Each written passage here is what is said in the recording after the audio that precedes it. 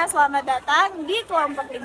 Hari ini kami akan menjelajahi Museum Raja Ali Haji di alun-alun Kota Batam.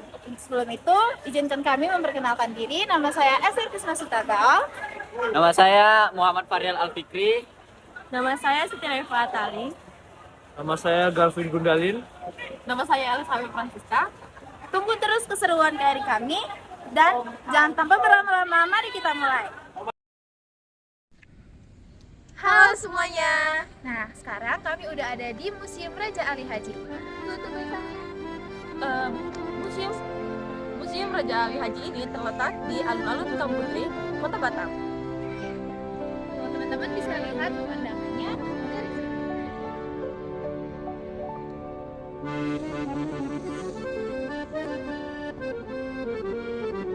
Nah, penasaran untuk keseruan selanjutnya? Kalau gitu, mari kita masuk.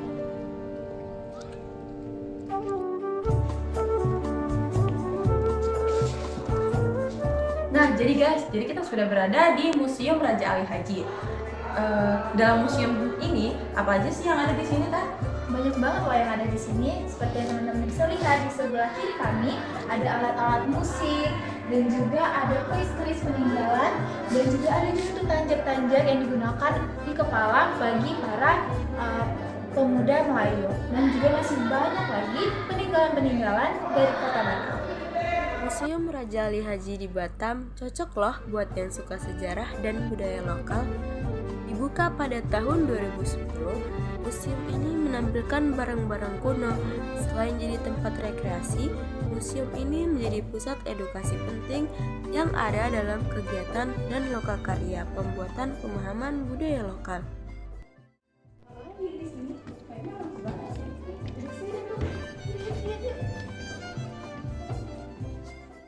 Jadi di sini itu di ruangan ini dijelaskan tentang masa kemerdekaan rakyat Batam.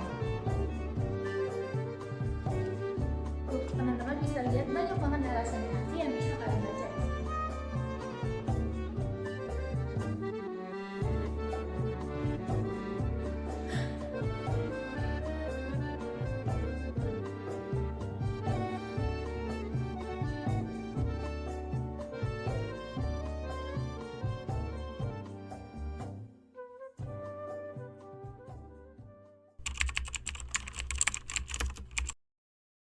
Selamat sore, Pak. Selamat sore. Dengan Bapak siapa? Nama Bapak Pak Rusman Awang Kapitan, tapi panggilannya itu Pak Awang. Jadi boleh dipanggil Pak Awang. Boleh, silakan.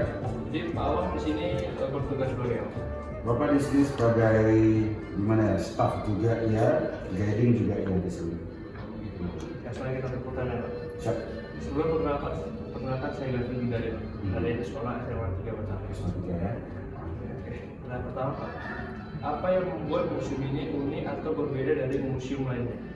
Yang membuat museum ini unik dengan museum lainnya, katanya gitu ya.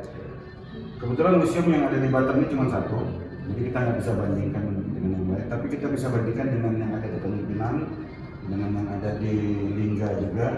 Uniknya di sini ini kita sudah menggunakan tata ruang atau tata letak dengan gayanya bergaya Arab gitu, kayak bergaya spring atau bergaya kearapan itu. Jadi bentuknya juga lebih menyerupai masjid atau tempat ibadah, tapi ini sebenarnya museum. Dan barang-barangnya juga dan historinya juga. Kalau museum yang ada di Tanjung Pinang, museum angkatan laut itu lebih mereka ke bahari. Nah, kalau museum Batam ini dia menceritakan tentang Kota Batam. Gitu. Lalu Pak, bagaimana koleksi di museum ini dipilih bagi koleksi? Koleksi ini banyak yang kita dapatkan barang-barangnya, tapi tetap kita pilih, kita seleksi, kita akurasi masing-masing yang sesuai dengan abadnya, sesuai dengan eranya. Karena Museum Batam ini menciptakan tentang Kota Batam. Jadi dari masa Rio Lingga, ada masa Belanda, ada masa Jepang, ada masa pembangunan, ada masa kemerdekaan sedikit, ada masa wali kota. Jadi masing-masing masa itu kita ambil sedikit seperti contohnya ada museum bagian Lingga, itu ada barang-barang yang digunakan pada saat zaman dulu, zaman Lingga. Ada di masa Jepang ada meriam peninggalannya, ada juga masa Belanda ada piring-piring, ada seperti teko. Di masa pembangunan juga ada laptopnya Pak Habibie. Itu cuma harus kita seleksi. Jadi barang-barang yang ada di sini kita seleksi dengan teliti dulu, baru kita tampilkan di sini. Apa tujuan utama dari museum ini? Apakah untuk pendidikan atau untuk menginspirasi pengunjung? Nah ini dia. Tujuan utama bukan mendirikan sih, bangunan ini didirikan sebenarnya untuk MTQ dulunya. Terus bangunan ini tidak digunakan lagi, terus kami mengusulkan untuk membuat museum. Dan jadilah Pak Wali Kota memutuskan anggota untuk membuat museum. Museum ini didedikasikan sebenarnya untuk belajar juga, untuk anak-anak sekolah, untuk umum juga, untuk mengetahui bagaimana sih Kota Batam dari zaman ke zaman. Jadi gitu, ini ceritanya tentang untuk pengetahuan gitu nih, pengetahuan tentang Kota Batam dari zaman Lingga sampai masa zaman kepemimpinan wali kota. Jadi ada masa-masanya. Jadi lebih kayak tadi untuk pendidikan, untuk mengetahui apa sih cerita di Batam ini sebenarnya, dari mana sih, dari tahun berapa sih Batam ini berwujud. Nah begitu kira-kira. Lalu bagaimana museum ini melestarikan dan merawat benda atau karya seni yang terdapat di sini? Kalau merawat itu kita ada program perawatan setiap 6 bulan sekali. Ini kita bersihkan, semuanya kita bersihkan, semuanya kita rawat dengan teliti, tidak dengan sembarangan mencuci, tapi kita panggil orang ahli untuk mencuci barang-barang ini. Jadi bukan kita yang mencucinya, tapi orang yang ahli dalam bidang barang-barang antik seperti ini. Soalnya barang-barang antik kalau dibersihkan, kalau tidak dengan orangnya atau bukan dengan orang ahlinya, tentunya kita akan jadi rusak. Kalau udah rusak nanti gimana? Ya bisa kita tampilkan atau sia-sia kan, ini mau bersihkan jadi malahan rusak. Jadi cara merawatnya yaitu kita ada program namanya program pembersihan 6 bulan sekali. Itu kita panggil mahasiswa mahasiswa yang dari Yogyakarta. Itu ada jurusan biologi namanya, arkeologi. Ada anak-anak itu yang kita panggil untuk membersihkan ini semua.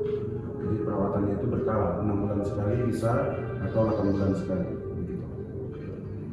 Coba bagaimana museum ini berinteraksi dengan masyarakat lokal? Interaksi dengan masyarakat lokal. Yang pertama kita buat program. Pertama itu untuk masyarakat lokal yang kita sasaran pertama adalah pelajar. Jadi kita ada program yang namanya Museum Go to School. Museum Go to School, jadi kami menjemput bola istilahnya. Kami ke sekolah-sekolah untuk memberitahu bahwa Batam itu sudah memiliki museum dan museumnya itu ada ini dan ini. Jadi kami ke sekolah-sekolah itu untuk anak-anak sekolah. Terus untuk masyarakat kita juga ada punya program namanya Museum Berdendang. Museum Berdendang itu kita adakan acara di luar, acara kesenian Melayu, atau juga ada acara band anak-anak sekarang untuk menarik mereka untuk berkunjung ke museum. Dan ada juga programnya yang namanya Museum Kontemporer.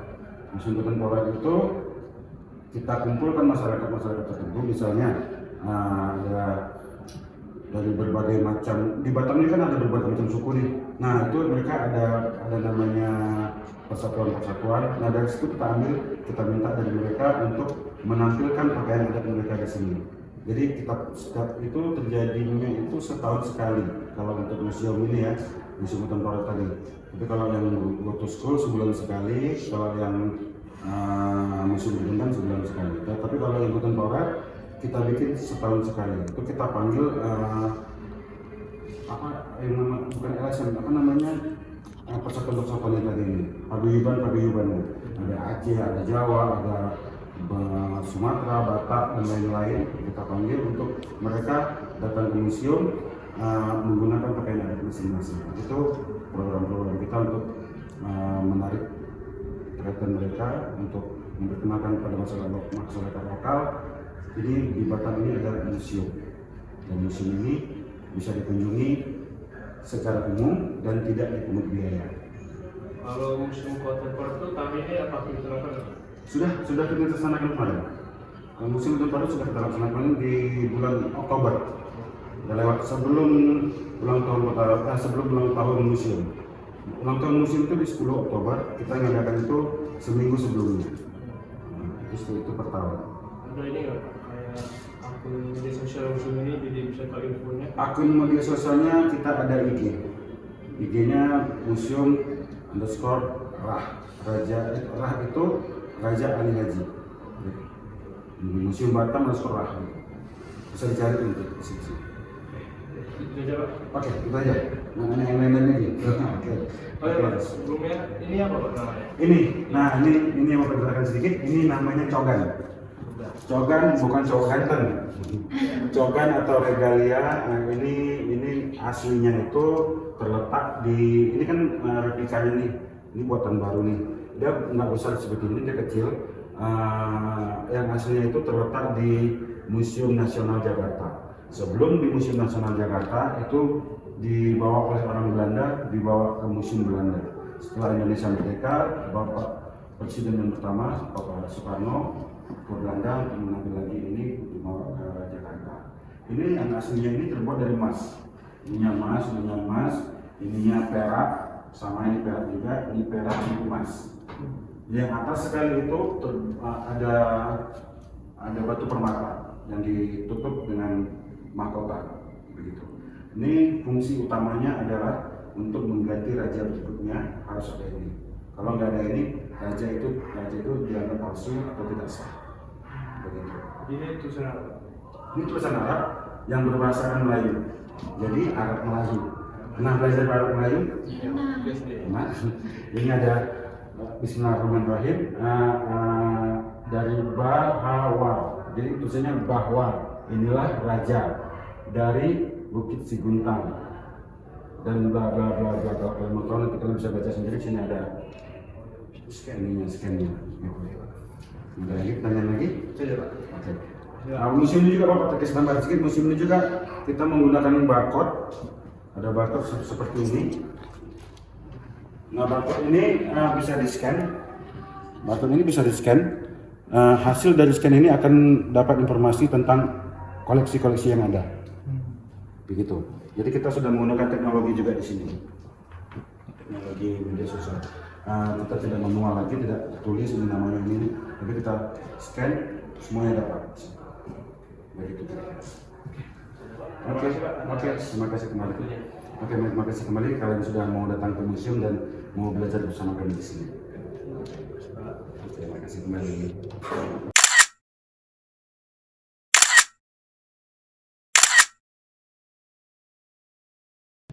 Oke, tadi kita lihat semua isi-isi dari museumnya dan juga sejarah dari museum ini. Itu saja dari kami. Sekian dari kami dari kelompok 5. Wassalamualaikum warahmatullahi wabarakatuh. Love you. Love you, Ibu Doki. Bye-bye.